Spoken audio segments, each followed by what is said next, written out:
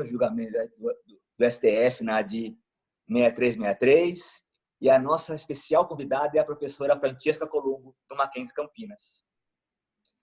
Seja bem-vinda, professora, a esta casa que também é sua, também é de toda a advocacia trabalhista. Essa casa virtual da ABRAT, que segue online pelos canais do Facebook e do YouTube. Antes de passar a palavra à professora Francesca, compartilhe com todos um breve resumo de seu histórico profissional. Professora Francesca Colombo, do Mackenzie Campinas, doutora em Direito pela Universidade de Roma, Tor Vergata, onde também se formou, e é professora convidada do curso de extensão, O Direito do Trabalho entre Evolução Histórica e Comparação. É também doutora pela USP, nossa Faculdade de Direito Largo São Francisco.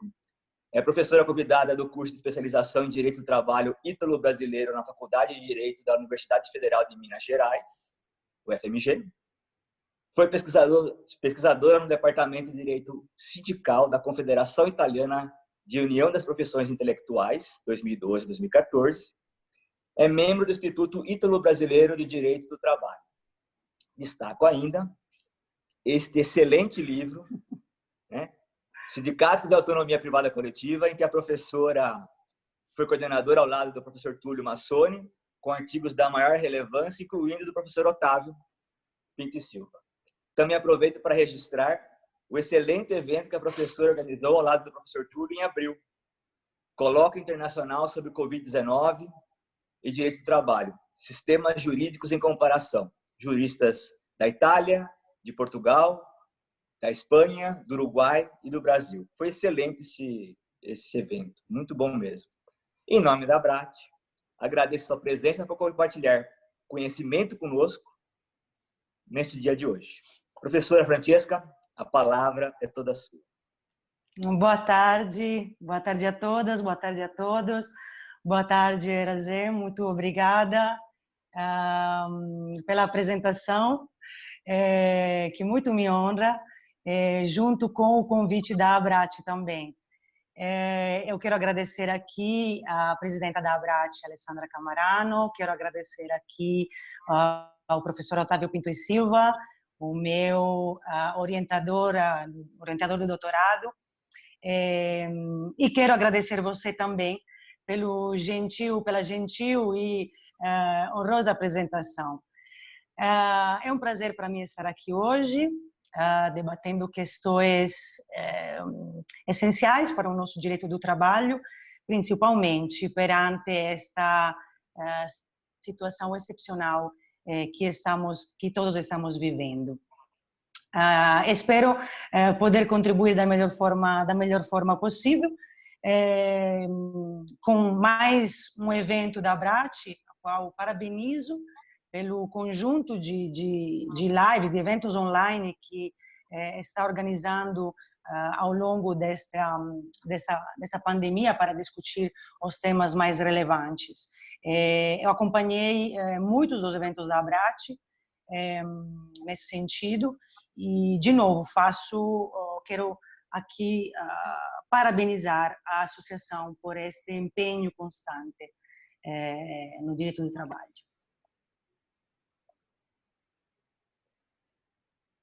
Fique à vontade, professora.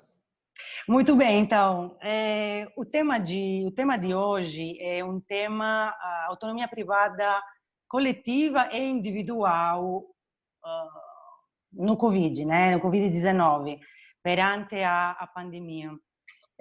O título que vocês deram ao evento tem o nome tem a locução aí, embate entre autonomia privada individual e coletiva.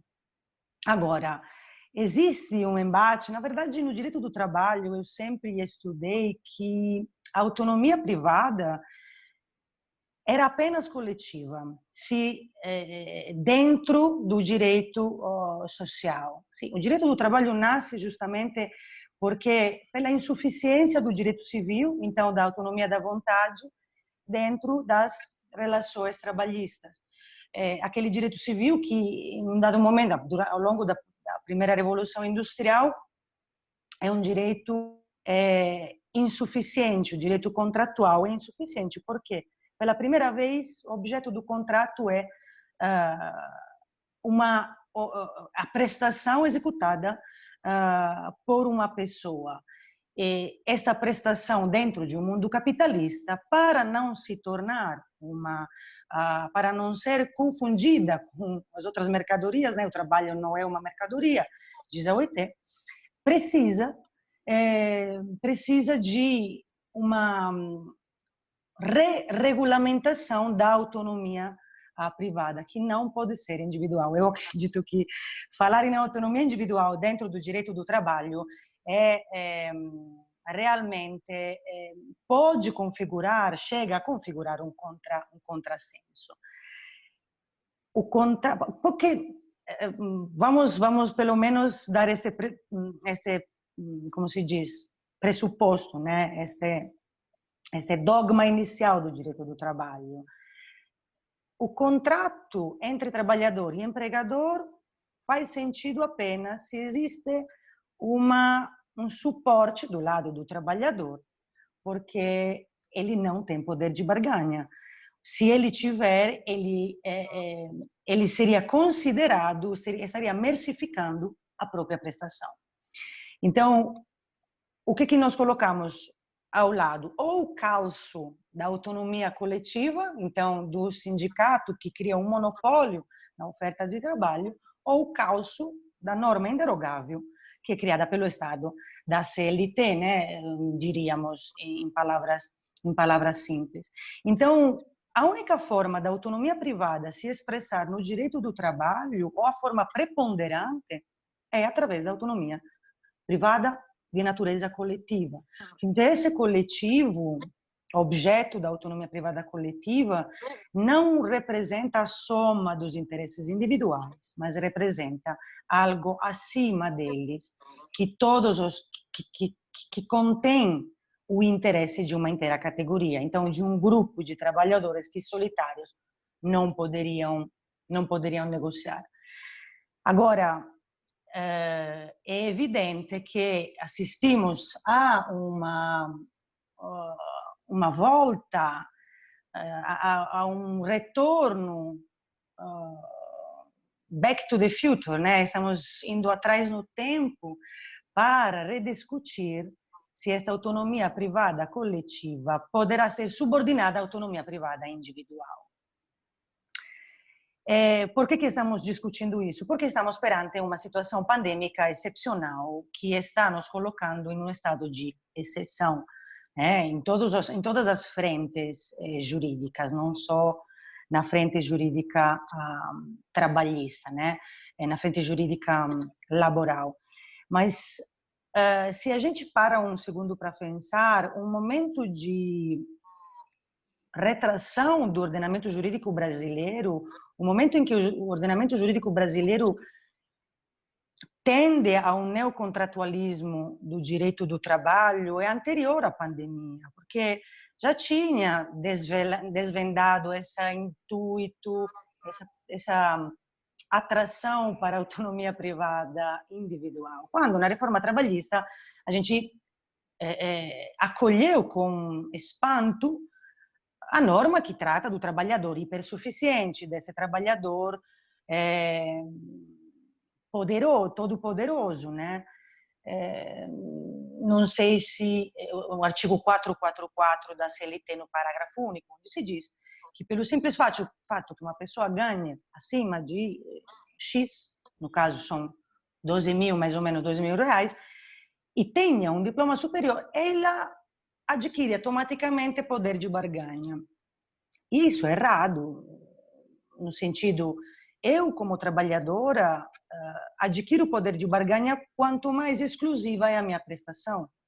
Não importa se eu tenho diploma superior, se ganho 10, se ganho 5 ou se ganho 30. Não tem muito... E o direito do trabalho deixa de se preocupar com quem tem poder de barganha, deixa sozinho de se preocupar, né? E outro indício que nos Fora a diz... discriminação, né? Como? Fora a discriminação. Fora a discriminação, que é palese, né, nesse caso. Agora, outro indício que o legislador já deixou escapar, o Estado deixou escapar com a reforma trabalhista, foi quando, no 611-A, se prevê a possibilidade que um negociado prevaleça sobre o legislado, né, com essa expressão um pouco técnica, mas que define bem a situação. O que for previsto no acordo coletivo, na convenção coletiva, prevalecerá sobre a lei, sobre a CLT. Aparentemente, o Estado está dando ao sindicato, está dando autoridade ao sindicato, diríamos. É só aparente, porque está dando uma bomba nas mãos do sindicato, porque esse poder de derrogação é um poder de derrogação em pejos. Então, torna o sindicato como um ator de... Porque se fosse em melius, não precisaria da norma. Se a norma foi feita, é porque está dizendo que é em pejos. Então, porque às vezes as pessoas dizem, não, mas não pode ser em pejos. Lógico que é em pejos, senão não teria feito a norma, né? E a própria natureza do direito do trabalho, né? E, claro, de patamar mínimo, civilizatório. Civilizatório. Dão essa possibilidade ao sindicato que até aí eu não teve grandes... a norma não me espantou. É uma técnica legislativa que existe em outros países também, deixar que o sindicato seja responsabilizado numa gestão de crise e numa gestão empresarial.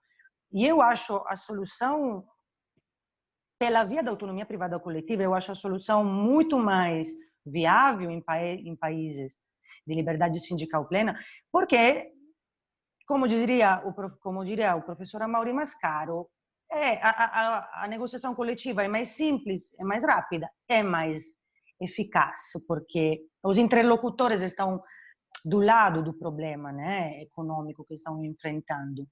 Mas qual é o problema do 611-A?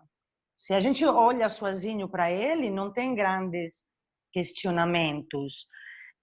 O problema é que, simultaneamente, foi retirado ao sindicato o poder de ele manter a luz ligada dentro do escritório, porque não vai ter dinheiro para se sustentar.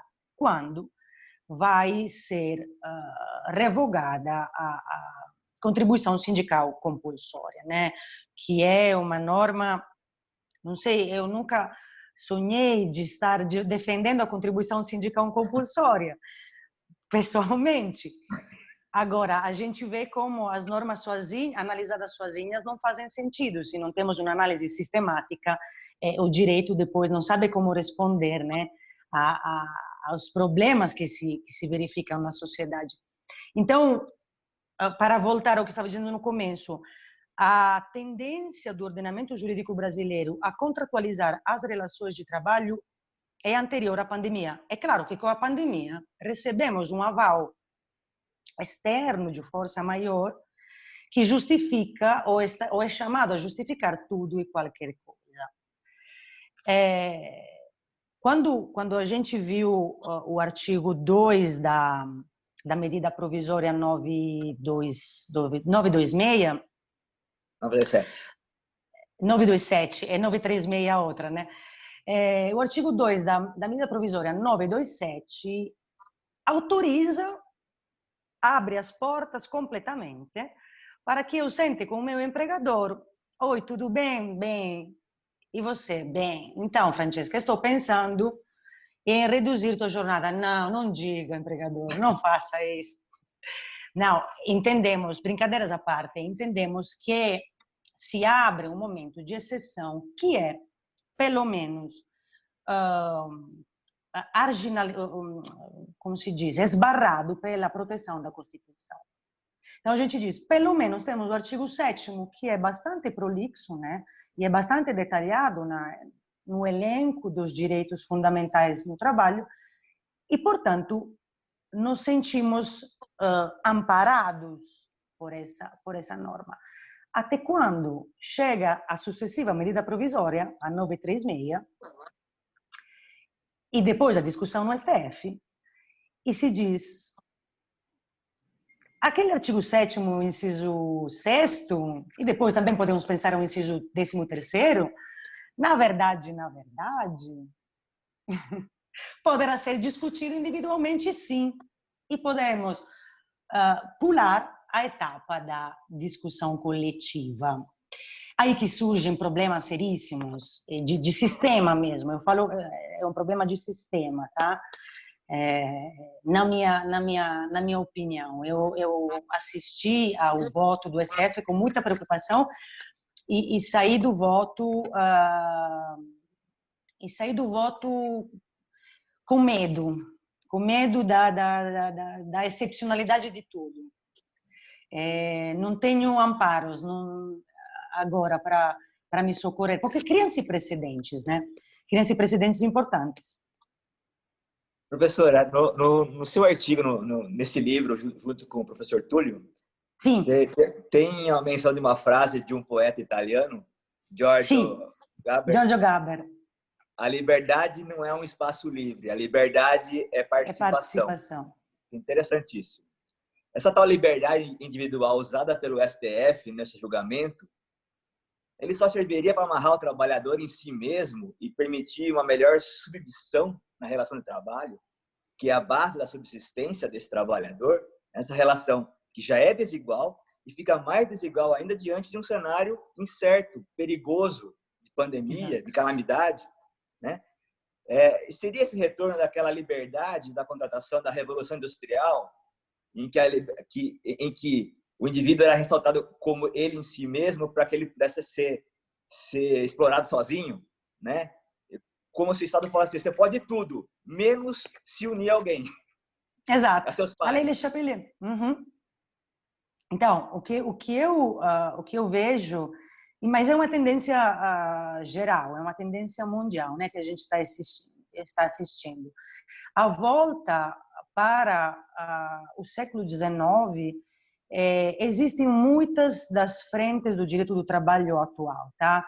Nós temos uma solidariedade coletiva que está sumindo sempre mais. Então, pense, por exemplo, ao índice de sindicalização brasileira que hoje eu estava lendo agora há pouco, está em volta de 12%.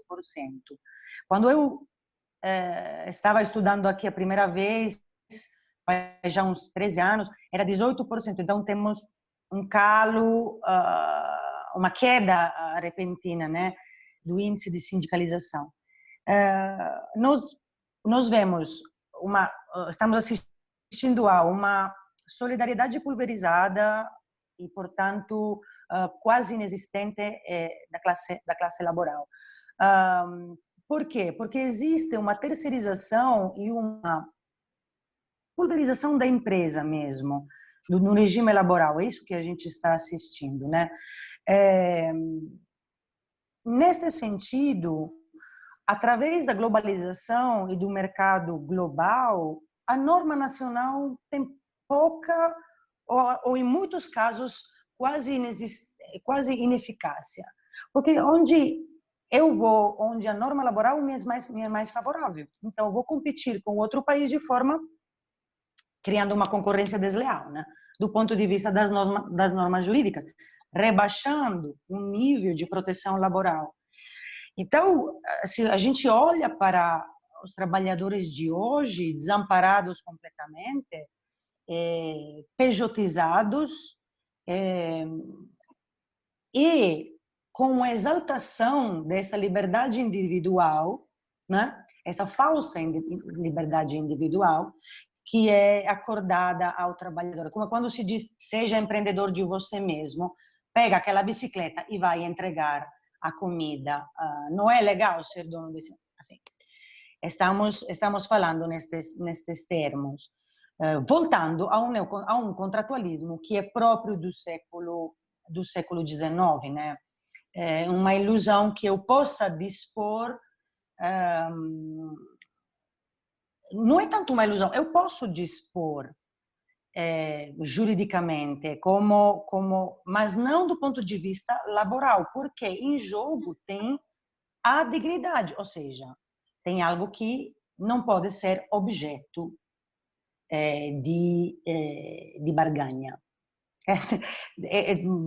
Voltamos aos pontos de partida do direito do trabalho, né? Voltamos às questões inatas do direito do trabalho, mas é claro que para que o sistema se mantenha em pé, em dificuldades, em momentos de grande dificuldade, os pressupostos são: ok, permitimos que um sujeito seja dono de outro sujeito. Essa é a relação de trabalho. Dito de forma muito clara, quando eu explico aos meus alunos que têm 20 anos, é um servilismo, o direito do trabalho, é um servilismo legalizado. Agora, já que eu sou subordinada a outra pessoa, pelo menos a minha liberdade deve ser protegida para que eu não venda o que mais me é caro, que é minha dignidade. Porque para alimentar meu filho, qualquer mãe seria disposta, não é? Ou qualquer pai seria disposto. Então, quem é dono do risco de empresa? Quem é dono do empreendimento? Bom, é dono do risco de empresa quem tem um empreendimento. Porque eu estou lhe dando os meus serviços. O contrato de trabalho é um contrato de asseguratório, né? Em troca dos meus serviços e da minha pessoa, da minha sujeição ao teu empreendimento, você assume o risco de empresa. Agora, este risco de empresa está sempre mais dilatado, líquido no mercado do trabalho. Porque em tempos de pandemia, não podemos nem falar. Em tempos de pandemia, não dá nem para discutir isso. É tabu. Ah, mas então a empresa vai fechar. Ah, mas então... Não, eu entendo que devem existir medidas de suporte à atividade empresarial para a garantia do emprego. Sim, o Estado deve se mobilizar nesse sentido, mas que o risco de empresa esteja sempre e sempre mais jogado no mercado e quem responde vai ser o trabalhador. Estamos começando já a esvaziar de significado o direito do trabalho. Assim, na minha opinião, estamos esvaziando de significado a disciplina. Voltamos a estudar o direito civil, então, e está ótimo. Se confunde muito, né, a possibilidade contratual de você ter o tempo de vida com a força laboral naquela função do trabalhador com a própria posse da vida do trabalhador, ainda mais numa cultura escravagista do Brasil que ainda existe nos dias de hoje. Então, se confunde muito, até para o pequeno, médio empresário, essa confusão, né? De que relação que é essa e de quem ele pode cobrar, não de quem só ele pode ali estar mais próximo dele, mas também existe um Estado, existe um governo, existe uma sociedade que deveria toda caminhar no mesmo sentido. Né? E se fala quer emprego ou não quer emprego, ou seja, você quer... Então, estamos sempre com uma corda no pescoço que é sempre mais estreita, né? No pescoço sempre do trabalhador. A questão o que acontece em outros países perante o Covid, né? Em outros sistemas. O Estado tenta investir na ajuda às empresas quanto mais números para manter a economia, né, em alta, para não permitir que a empresa, evidentemente, feche as portas ou tenha que legitimar dispensas em massa. Então, o que se faz? Porque deve existir um sistema que faz sentido. Proíbe a dispensa. Se proíbe, na Itália foi proibida a dispensa por motivos econômicos por 90 dias. Ok. No mesmo tempo, o Estado se encarregou de pagar 80% dos salários de todo e qualquer trabalhador. Claro que esteja em um vínculo empregatício, né? Não estamos falando de trabalhadores autônomos, porque para mim continua sendo o trabalhador merecedor de tutela, também o trabalhador autônomo, mas tudo bem. Então, o Estado vem com uma avalanche de ajudas econômicas às empresas, que evidentemente não quer que o tecido produtivo italiano entre em falência, mas, por outro lado, proíbe a dispensa. Porque temos que manter, temos que dar um sentido. Você, por exemplo, percebeu no Brasil alguma vedação de dispensa, a não ser para aquelas empresas que entram na 936? Então, se eu, por exemplo, não abraço as medidas de apoio da medida provisória 936, eu posso continuar com a dispensa, como é no Brasil, que é livre. No Brasil, podemos dispensar o trabalhador sem dar menor satisfação, como se diz, né? Pagando, claro, pagando a indenização devida, mas é apenas a dispensa é monetarizada. Então, quer dizer, tem mais mercificação que isso? A mercificação é escancarada. E até contradiz o objeto da MP, né? A MP, e contradiz o objeto da MP. A 927, a 936, no artigo 1º das duas, e mais a 944, né, do financiamento de folha, elas falam em preservação de emprego. Sim. Então, pelo objeto delas, teoricamente, não deveria se permitir que se demitisse. Porque, e eu entendo, se você adota a medida... Não, a medida 936 fala, se você adota o plano emergencial, né, de auxílio para a permanência do emprego, etc., claro, você não poderá mandar embora ninguém no lapso temporal de adoção das medidas, mas se eu ignoro as medidas da 936, por exemplo, porque não me convém mesmo, faço um cálculo meramente matemático de folha de pagamento. Mercantil,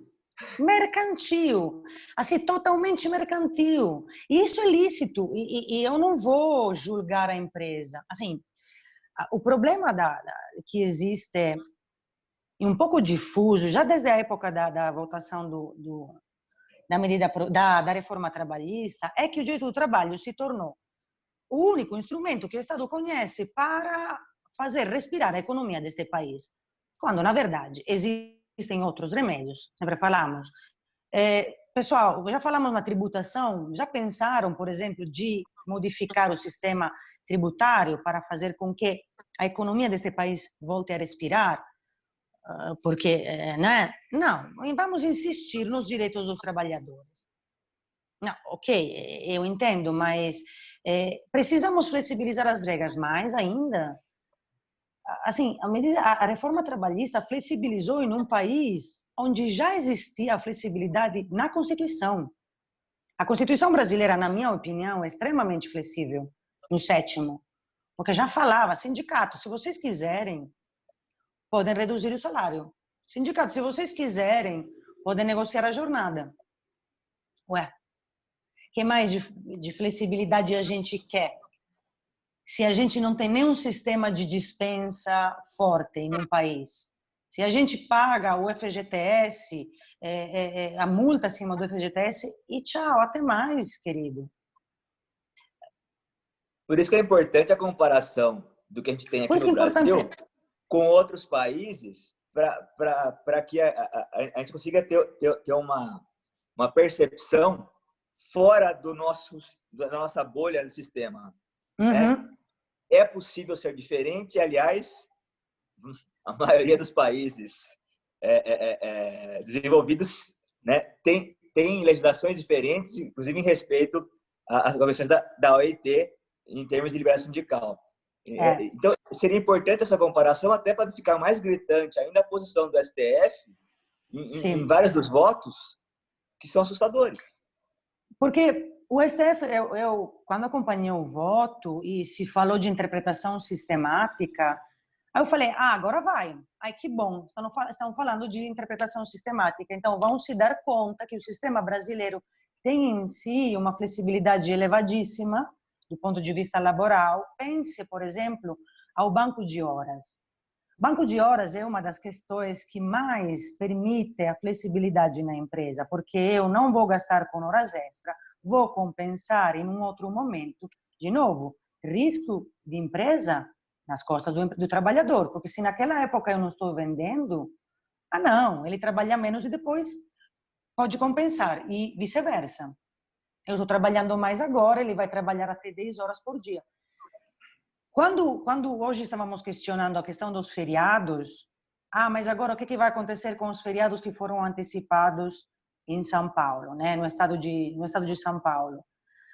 O empregador, através daquele artigo 2 da MP, poderá negociar individualmente. Na cidade de São Paulo, né? Porque alguns municípios não vão antecipar. Pois é, não vão O estado é antecipar. só segunda-feira. Aí vamos ver outro problema enorme de como coordenar tudo isso, né? Como dar coerência a tudo isso. E feriados Mas que alguns já foram adiantados pela MP 927, né? 927, aqueles que não eram religiosos. Então, confusão total. Agora, era um problema a questão do feriado? Não era, porque já temos banco de horas no Brasil que pode ser negociado, mas que a reforma trabalhista já tinha dado, porque a reforma trabalhista não gostou da autonomia privada coletiva em momento algum, gostou. Era um ataque constante, né, à autonomia privada coletiva, então era um ataque constante ao sindicato e à proteção do trabalhador. Falou, olha, banco de hora semestral pode ser negociado individualmente. Assim, começamos a ter um problema quando o sindicato não vai averiguar se existe uma compensação, como que o empregador está usando esse banco de horas, porque é uma questão de saúde, né, dos trabalhadores. Trabalhar sempre acima da normalidade para depois compensar, etc. Então, aquele feriado vai ser compensado. Vai ser compensado em dobro ou não, eu não sei, porque ainda que exista aquela súmula, existem julgados que dizem que a compensação não deve ser feita em dobro, mas vê que o Brasil já tem uma flexibilidade inata na própria legislação, que os sistemas que permitem à empresa de enfrentar crises econômicas, né? Por isso que, do ponto de vista sistemático, quando o STF estava discutindo a questão da medida provisória, né, do 936, eu pensei, bom, vamos fazer uma análise sistemática e perceber que o diálogo social, principalmente em momentos de crise, é essencial até para garantir para evitar essas questões que estamos falando agora, que município diz que sim e município diz que não. Quando não existe nunca a interlocução com os sindicatos, que podem, do ponto de vista regional, uniformizar as medidas. Porque agora vamos ter uma empresa que tem trabalhadores em casa, onde tem feriado e onde não tem. Como funciona? O teletrabalhador está incluído nessa questão do feriado ou não está incluído? Porque eu hoje estava falando com o professor Otávio, eu falei, bom, professor, o intuito da medida, da antecipação dos feriados é prolongar o isolamento. Quem está em teletrabalho já está em isolamento. Então, o feriado não tange, não toca essas pessoas. Você vê que falar em medidas laborais sem uma interlocução coletiva é de uma incoerência. E tudo se agrava mais quando parte das regras não são nem cumpridas. Parte é flexibilizada e grande parte são desrespeitadas com impunidade sistemática, né, de um grande dumping social, né, recorrente, principalmente das grandes empresas que usam isso. Então, isso faz com que assim, tudo fique pior. Sim, sim. É uma questão onde não existe um intuito, né? Onde não existe uma visão, pelo menos, não digo ao longo prazo, mas curto e médio prazo, de manter um tecido social minimamente, um patamar mínimo de dignidade, porque o desmoronamento que tem efeito dominó, né? Quando nós atacamos a classe laboral, nós estamos atacando um país inteiro, porque nós estamos atacando pelo efeito dominó que eu sempre digo, tudo o que está em volta da classe laboral. Se a classe trabalhadora perde poder de aquisição, a empresa não vai ter para quem vender, o construtor não vai ter casas para quem construir. Assim, insistir na desregulamentação do trabalho é condenar um país à perda de um tecido social democrático mínimo. A massa trabalhadora é a massa consumidora. Claro. Num projeto de nação, assim, é por isso que os países mais sérios preservam o emprego, porque preserva a economia de nação, né? Exatamente. Sustentável. Porque existe um raciocínio quando você citou essa frase do Giorgio Gaber, que eu e o Túlio colocamos no artigo, e diz: a liberdade não é estar em um espaço livre. Num dado momento, a música diz: a liberdade não quer dizer que eu posso subir acima de uma árvore. A liberdade num país democrático é participar das decisões. Participar das decisões que me envolvem.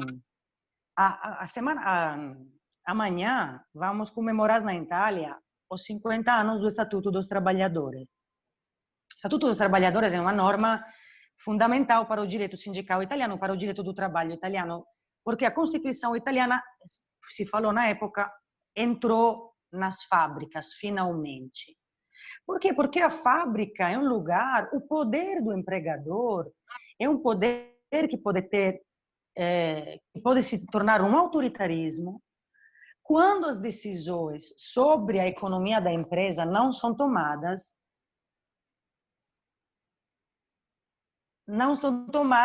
de forma conjunta. Então, eu não digo de chegar a um nível de participação dos trabalhadores na gestão da empresa, como fazem os alemães, né? Quando que existe realmente uma participação nas decisões, um poder de veto mesmo da classe trabalhadora. Podemos não chegar a um nível de participação tão intenso, mas a participação nas esferas decisórias, e a primeira esfera decisória que me interessa é aquela laboral. Então, se o meu sindicato, o meu porta-voz, o meu megafone não está dialogando com quem toma as decisões, eu não existo no tecido social. Eu, trabalhador, não existo, simplesmente. Porque a minha decisão, a minha opinião, quer dizer, aquele artigo 2 na 927, a minha opinião vai ser sempre ditada pelo nível de fome que eu tenho. Quanto mais fome, menos liberdade eu tenho. Menos A liberdade não é que eu posso ir e vir daqui até lá. A liberdade é poder de escolha, exatamente. Então, quem que dita o meu nível de liberdade? O nível de fome que eu tenho. Você me entende? Então, vamos realinhar um pouco os conceitos, né? É interessante que aqui no Brasil você ressalta a liberdade individual, inclusive naquela identidade falsa de ser empreendedor de si mesmo, né?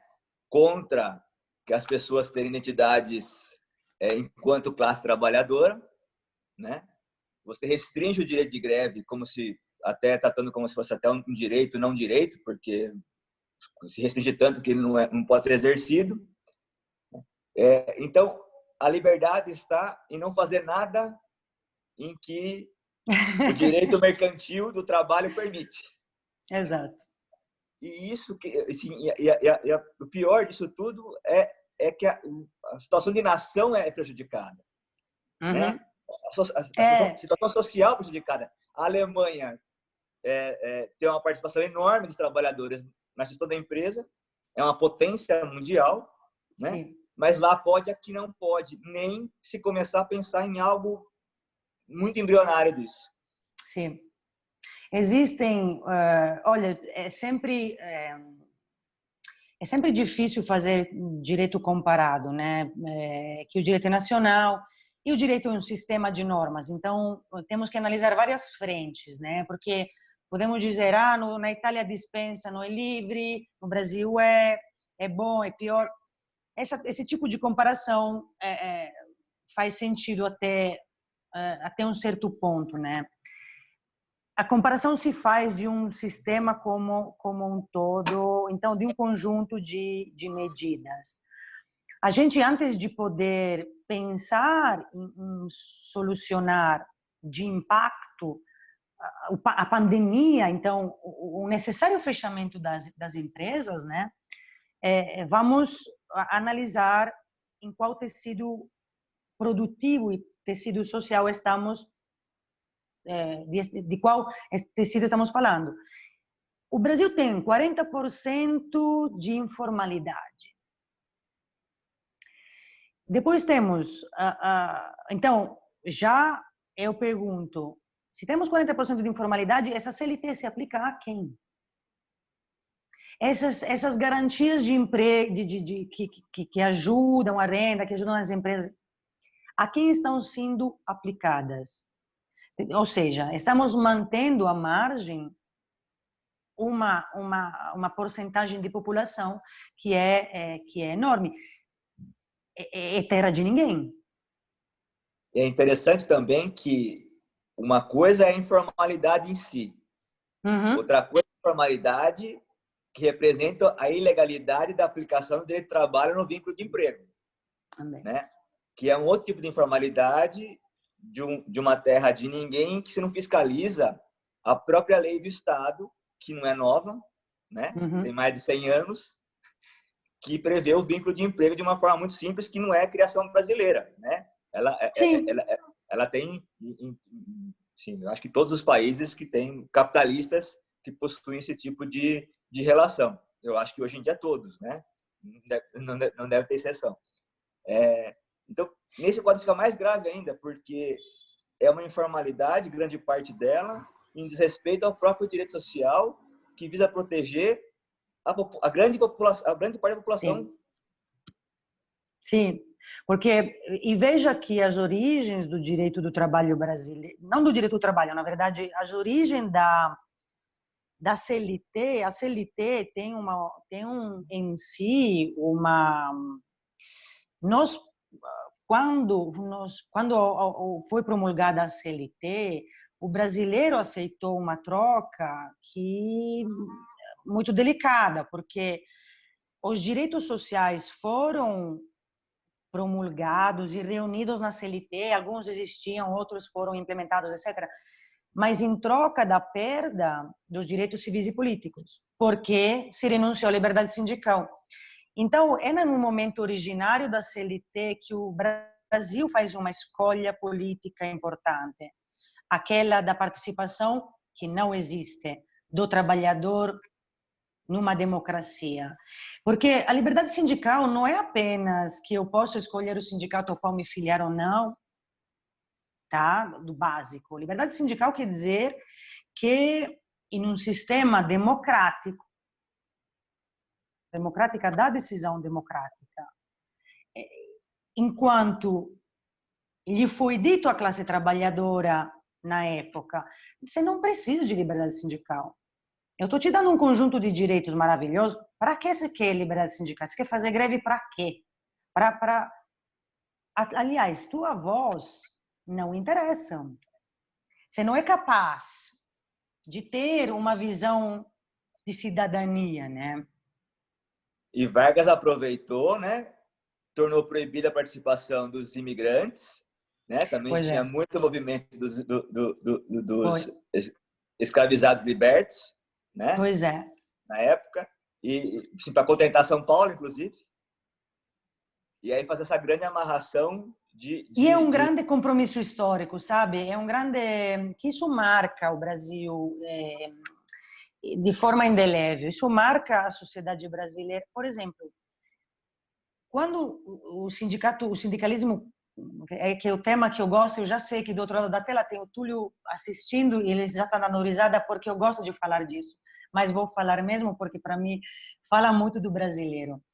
A classe trabalhadora brasileira, a classe trabalhadora lhe foi negado um direito político que é a liberdade sindical, né? E lhe foi dada depois esta liberdade sindical na Constituição de 88, mezzo a mezzo, como se diz, né? Como se diz em São Paulo. Você pode casar com quem você quiser, desde que seja conjugal. Esse é o ditado da liberdade sindical brasileira.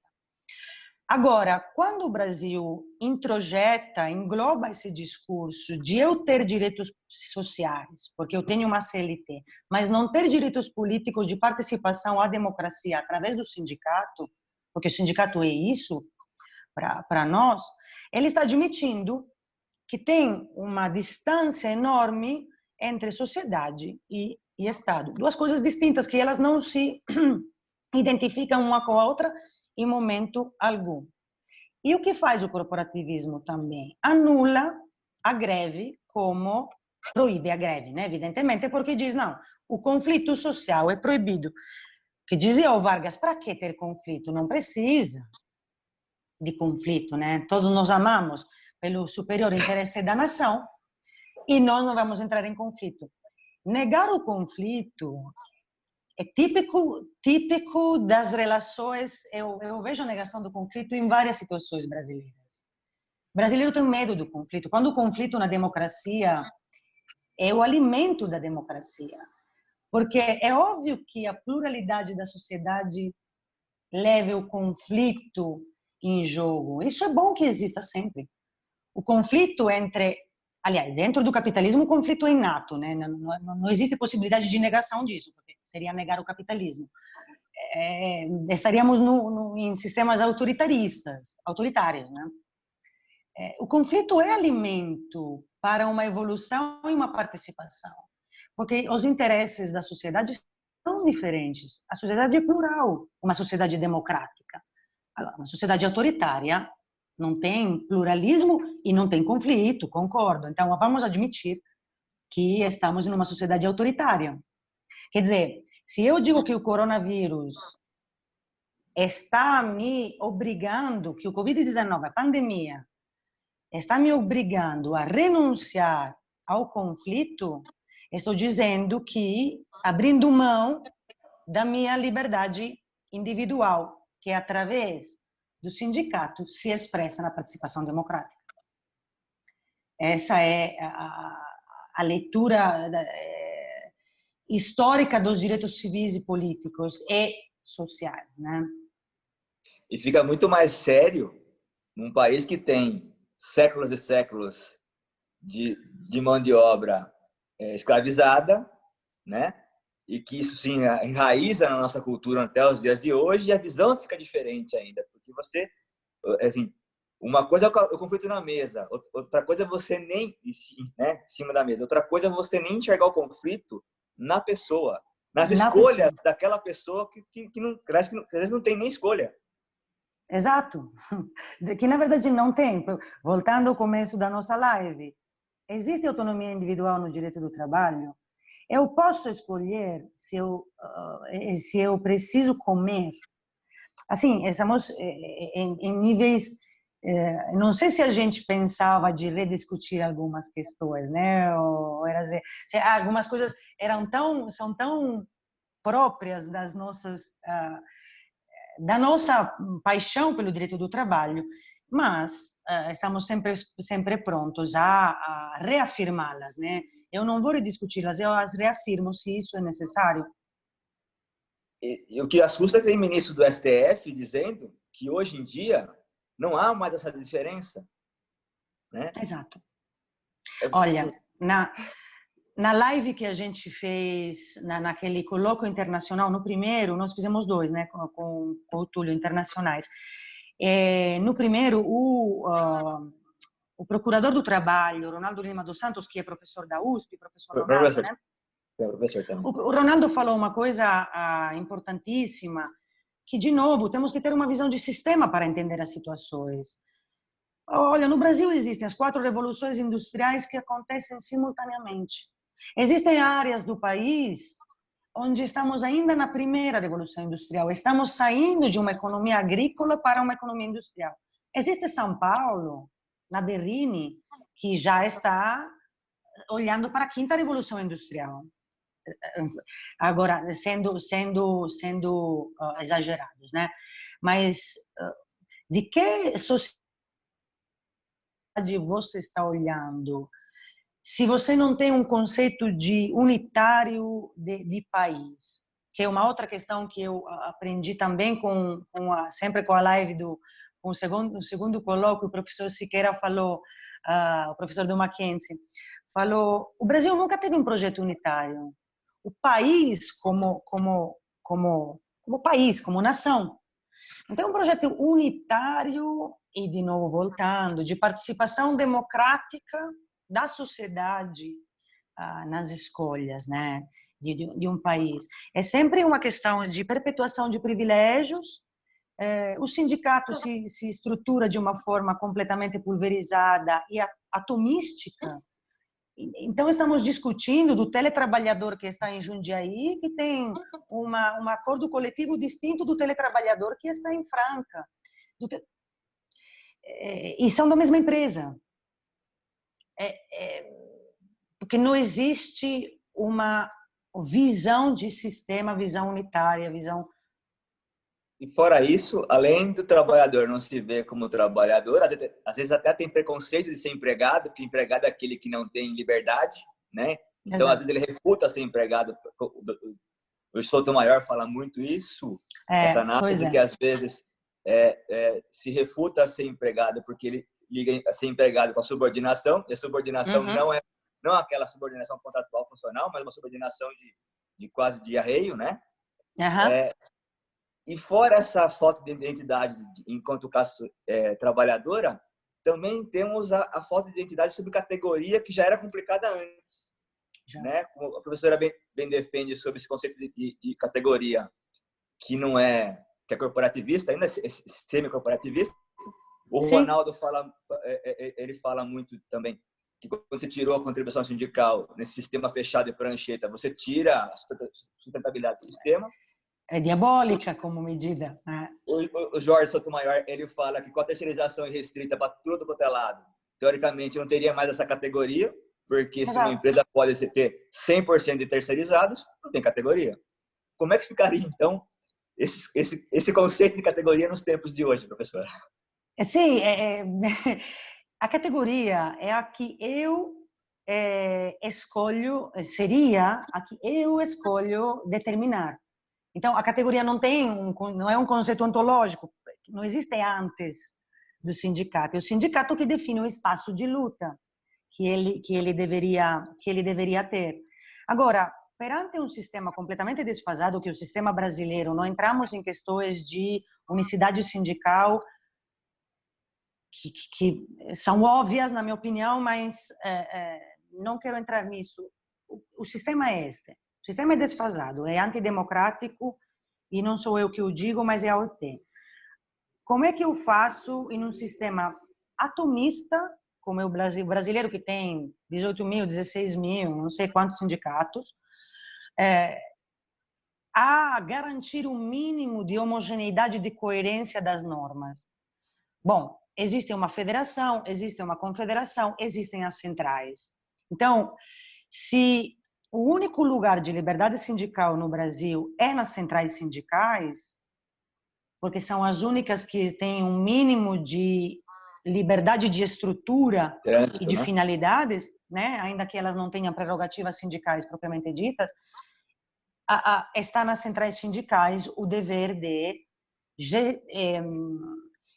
como se diz, gerir e tentar uniformizar, porque o interesse coletivo, a solidariedade de classe nunca foi espontânea. Na minha tese de doutorado, eu estudei bastante essa questão da construção da solidariedade da classe, né? Eu estava estudando os trabalhadores atípicos, aqueles que são objeto da flexibilização laboral. Como é que esses trabalhadores encontram solidariedade em categorias que não os representam mais, né? Porque são ultrapassadas. E o professor Richard Diamond diz, o professor inglês diz, a solidariedade de classe nunca foi uma flor que brota espontaneamente no jardim. É algo que você constrói dia após dia à procura porque não é fácil dizer ao trabalhador que se solidarize com o outro trabalhador. Porque eu quero ganhar mais dele. Eu não quero estar no mesmo acordo coletivo dele. Eu vou puxar o tapete dele para eu ganhar mais. Quando eu me solidarizo na minha classe, eu renuncio um pouco de mim, claro. Porque eu tenho um projeto na frente de classe social, né? O grande problema é que nos dias de hoje estamos tirando os degraus. Está cada vez Então, mais sem degrau. E neste desespero de patamar abaixo dos mínimos civilizatórios, talvez surja essa solidariedade pela carência de sim, perspectiva. sim. Não, porque quando falamos no começo da live, estamos frente a um mercado de trabalho igual, similar ao do século XIX.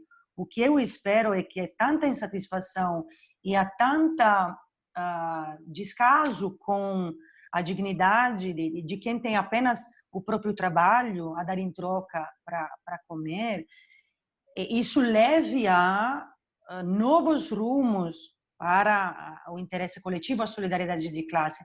Só que, volto a repetir, a terceirização e a globalização como fenômeno de mercado mundial de trabalho são ainda outros obstáculos, né, para a solidariedade de classe, mas ela não brota ser um trabalho minucioso de quem quer construir esse interesse coletivo. Ou seja, o sindicato não pode ficar sentado esperando que o trabalhador bata a porta procurando ele.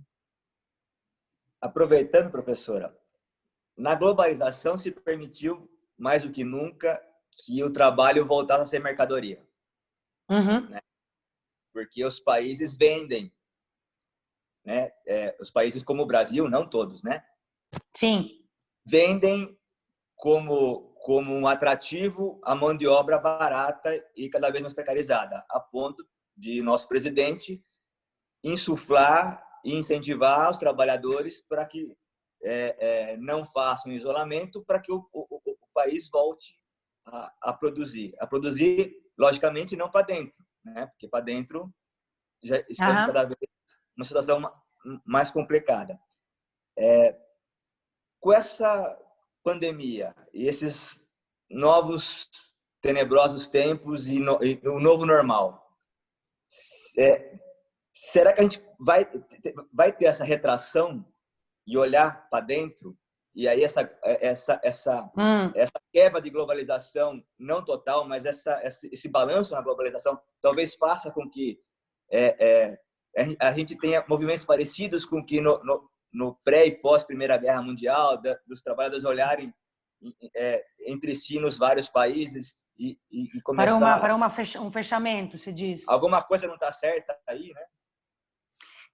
Olha, eu li a respeito dos novos rumos da globalização no pós-Covid, né?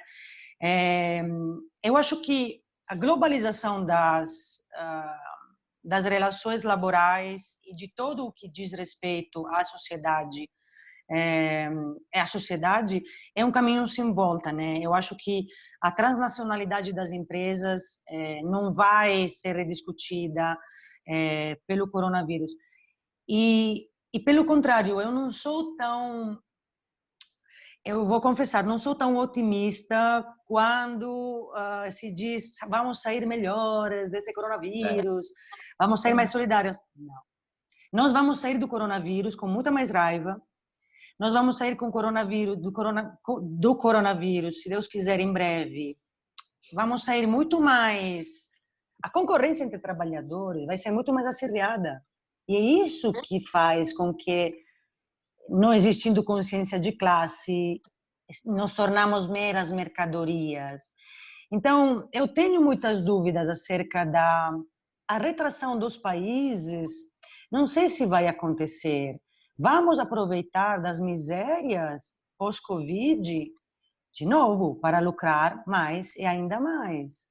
Se você percebe, por exemplo, que das questões que deixam um pouco perplexos O que eu faço se quero ajudar uma empresa? Faço um acordo com os bancos para que ele tenha juros menores no financiamento. Poxa vida.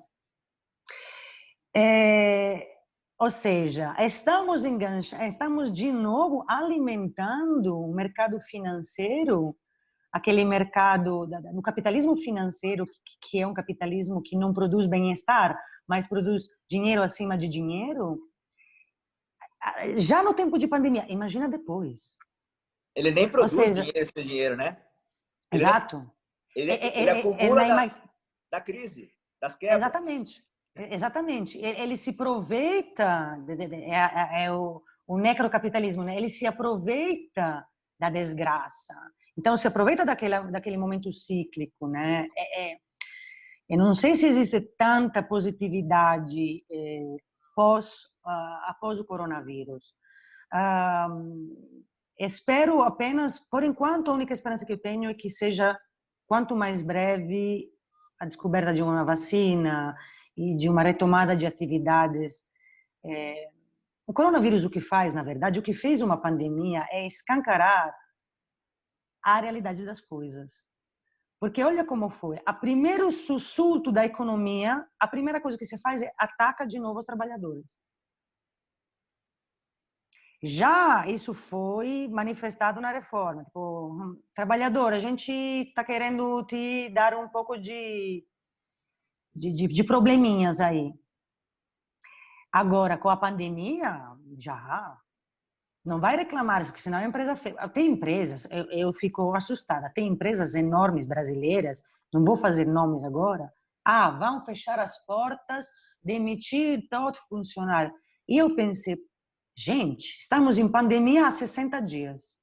A pessoa não tinha um mínimo de previsão, não de previsão da pandemia, não quero dizer isso, mas o risco de empresa, cadê? Você não tem uma reserva? Eu li um artigo do Márcio Postman, economista, Sim, da Unicamp, da que ele Unicamp. fala que o grande risco é, em vez de uma recessão, o Brasil entrar numa depressão. Porque ao invés do problema ser de demanda, ele vai ser estrutural. Sim. Pela demissão em massa, você acaba desestruturando toda a base produtiva e consumidora de um país. Isso é uma depressão, que é muito mais séria, muito mais grave do que uma recessão. Em que E muito grande mais problema difícil de retomar, né? Em pouquíssimo tempo perdemos muitos anos de avanços, né? Essa é uma questão é uma questão dramática Para a gente já está falando há mais de uma hora. Eu já vi o relógio aqui, mas esse é um problema italiano e também brasileiro. Gosta de falar, né? Não temos essa síntese anglo-saxônica. Deixa eu aproveitar para o finalzinho. Aqui no Brasil se fala muito em sindicato como outro, né? Como um terceiro, e não como coletivo de trabalhadores organizados. Então, diante dessa situação do julgamento do STF, da situação que já existia desse conflito que não se permite que os sindicatos em si se organizem, tenham o seu custeio ou tenham uma maior dinamismo com a sua base para serem mais representativos, né? Para que seja mais orgânico, mais dinâmico isso. Quais são as perspectivas diante disso, né? De um problema histórico de 100 anos, de quase 100 anos do sindicato amarrado, de não poder ter liberdade, né? Quando tira o seu custeio, não tira o seu custeio numa pauta de melhoria, de liberdade sindical, mas tira o seu custeio dentro de uma estratégia de precarização. Agora, com a pandemia, as ferramentas tecnológicas de teletrabalho, o intermitente e terceirização, pejotização, tudo isso vai tornar tudo muito mais complicado diante de um sistema de direito social do trabalho coletivo que está amarrado, que está preso, que está aprisionado em preconceitos, né, de séculos atrás. E não, assim, a perspectiva não é É o que a gente estava falando de talvez o desespero seja tão profundo que uma nova solidariedade surja no contexto de crise econômica seríssima, né? O problema é que o projeto varguista é um projeto que nem sequer, eu acho que nem Vargas imaginava que tivesse tanto êxito. Ou seja, o ator social foi completamente afastado do próprio representado. Então, a representação no Brasil é obrigatória, não coincide com a representatividade. Claro, que são dois conceitos distintos, mas o sindicato é representativo, mas não é aquela pergunta pegadinha das provas de direito coletivo na faculdade, né? O sindicato brasileiro tem representação ou representatividade? O sindicato brasileiro, pelo menos a maioria, poucos sindicatos são realmente existem sindicatos representativos, né? E por isso que essas categorias têm uma consolidação de direitos já há muitas décadas. Não é um caso. Ver onde existe mais representatividade sindical e ver condições laborais das categorias. Isso é muito interessante no Brasil, né? De ser analisado. É que o sindicato, em geral, por aquela pulverização, uma dissociação que existe no Brasil, etc., ele se afastou sempre mais do sujeito. Ele não precisa do sujeito. As categorias de representação de porta-voz, de quem tem procuração para falar em nome de, no Brasil são outorgadas pelo Estado. Não acontecem como em países de liberdade sindical, onde os trabalhadores outorgam ao sindicato o poder de negociar, né? Através da minha filiação, eu te dou um mandato para falar no meu nome, na minha categoria, né? Então, essa dissociação entre representado e o representante ser apenas um ser fictício, ainda com resquícios de lugar autoritário, então, parece um enviado pelo Estado. O sindicato no Brasil tem um pouco uma dessas características, né?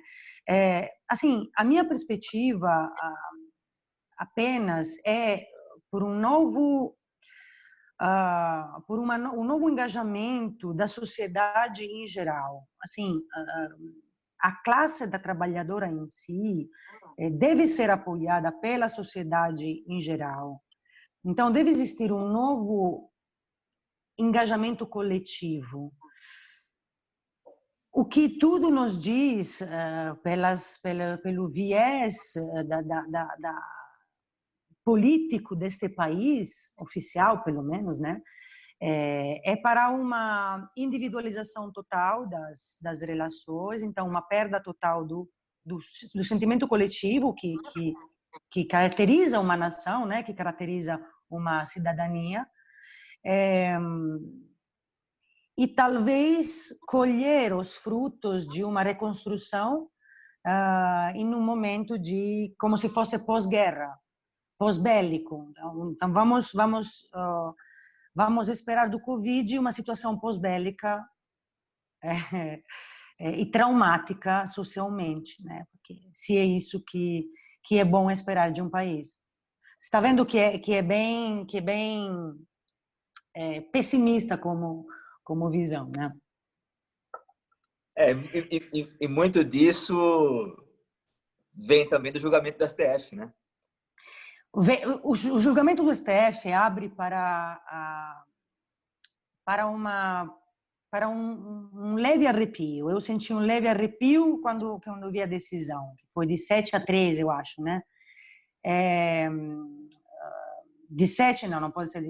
Como é que era o voto? Não me estou lembrando. De 7-4. Acho que o ministro Celso de Mello não votou, né? Não votou. Então era 7-3, ok.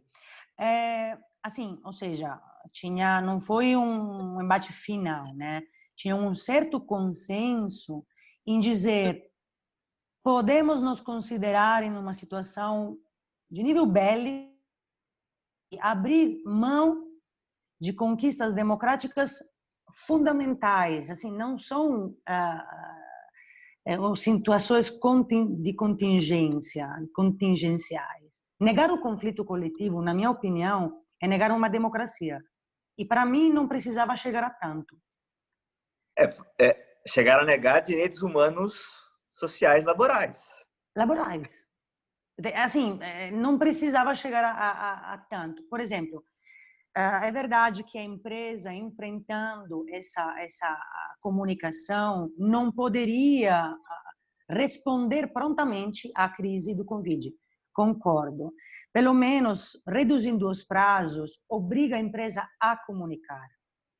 Obriga a empresa a ter pelo menos um diálogo com o sindicato que seja capaz depois de averiguar a licitude de algumas, ou a legitimidade, queria dizer, de algumas medidas empresariais. Não, você zera completamente. Você zera completamente essa possibilidade, diz, não precisa. Ou seja, estamos à beira de um fundamento democrático importante que foi negado. Professor, acho que nós conseguimos tratar bastante do assunto, apesar de ser um assunto que não dá para... Não dá para ser...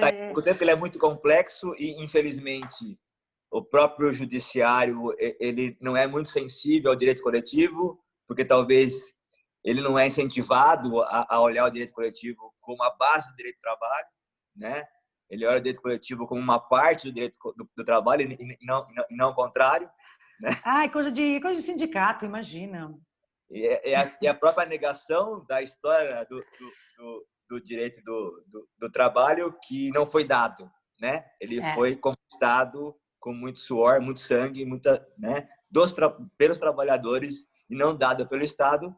E a gente também sofre a propaganda do Vargas lá de trás ainda, que faz com que a gente não tenha essa percepção que o direito do trabalho não é um direito dado, não é um direito que o Estado fala, vocês são bonzinhos, tá aqui um direito. Sempre foi, né? E fica sempre agradecido, tá? Sim, Então, eu gostaria de agradecer imensamente. Foi um grande prazer, um grande aprendizado, né? Esta live. Espero que tenha mais, que a Abrates faça mais, que tenha mais debates sobre direito coletivo também com a professora. Aproveito para agradecer aos meus diretores também da Escola da Abrate, a doutora Cara, o doutor Otávio, né?